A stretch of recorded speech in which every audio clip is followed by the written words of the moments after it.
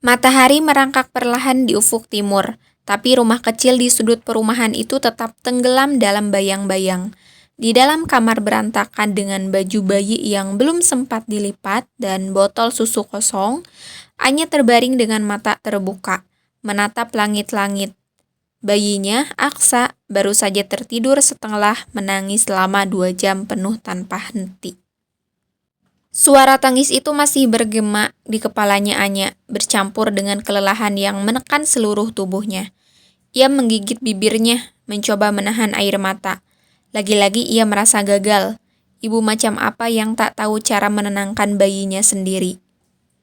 Suaminya, Damar, sudah berangkat kerja sejak pagi, meninggalkan Anya sendirian. Sejak Aksa lahir 3 minggu lalu, Damar menjadi semakin sibuk, atau mungkin hanya berusaha menghindari suasana rumah yang penuh ketegangan. Anya tahu suaminya juga lelah, tapi tak ada yang bisa lebih melelahkan daripada menjadi dirinya saat ini. Bu, makan dulu ya, nanti nggak kuat loh ngurus Aksa, kata Nani, ibu mertuanya yang datang 2 kali seminggu untuk membantu. Anya hanya menggeleng lemah, rasanya mulutnya terkunci. Semua makanan terasa hambar dan berat di perut.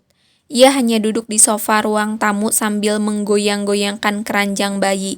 Meskipun Aksa sudah tertidur lelap, tangannya bergerak otomatis, sementara pikirannya melayang entah kemana. Di dalam benaknya, suara-suara yang menyalahkan dirinya semakin keras. Kamu gak cukup baik sebagai ibu. Lihat saja kenapa Aksa terus menangis, kenapa dia tidak bahagia bersamamu. Kamu seharusnya tahu caranya, tapi kamu bahkan tidak bisa menjaga dirimu sendiri. Hari-hari berlalu seperti mimpi buruk yang berulang. Anya mulai takut mendengar suara tangisan Aksa.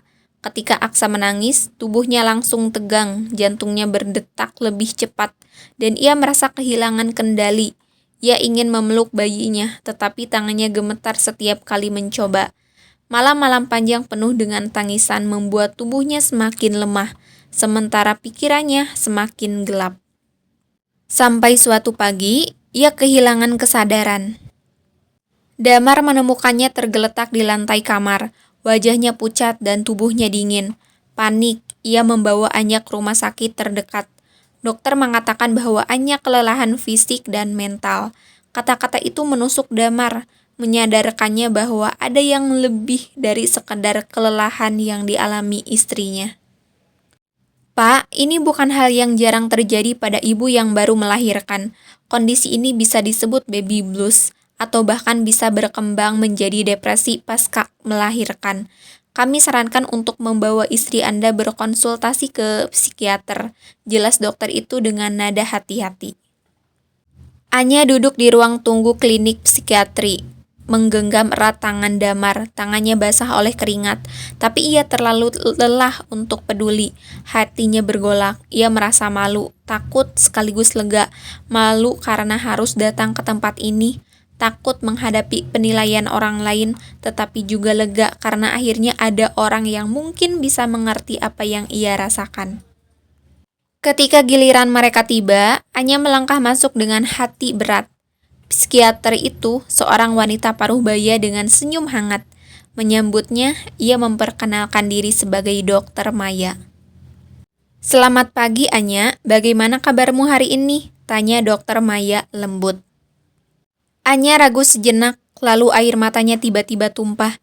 Ia bercerita tentang malam-malam tanpa tidur, ketakutannya setiap kali Aksa menangis, rasa bersalah yang terus menghantuinya, dan perasaan tak berdaya yang menekan dadanya setiap hari. Ia menangis sampai suaranya serak, dan untuk pertama kalinya ia merasa seseorang benar-benar mendengarkan tanpa menghakimi. Dokter Maya mengangguk pelan, mencatat beberapa hal, dan mulai menjelaskan apa yang dialami Anya. Ia memberikan pemahaman bahwa baby blues adalah sesuatu yang umum, tetapi ketika menjadi begitu berat hingga mengganggu kehidupan sehari-hari, itu bisa menjadi depresi pasca melahirkan. Ia juga memastikan Anya bahwa kondisi ini bisa diatasi, bahwa Anya tidak sendirian. Hari-hari setelah sesi pertama itu menjadi titik balik bagi Anya, dengan bantuan terapi dan dukungan dari Damar yang akhirnya lebih memahami situasi, ia mulai merasa sedikit lebih baik. Ia belajar bahwa menjadi seorang ibu adalah perjalanan yang penuh tantangan, dan tidak ada yang sempurna dalam peran itu. Malam ini, ketika Aksa menangis, Anya merasa jantungnya tetap berdetak kencang. Tetapi kali ini ia mencoba menenangkan dirinya lebih dahulu. Ia memeluk Aksa dengan hati-hati, membisikkan nada-nada lembut ke telinga kecil bayinya.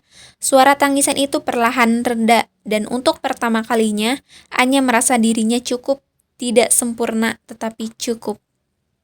Di luar, matahari pagi mulai bersinar di balik tirai kamar yang belum sempat ia buka.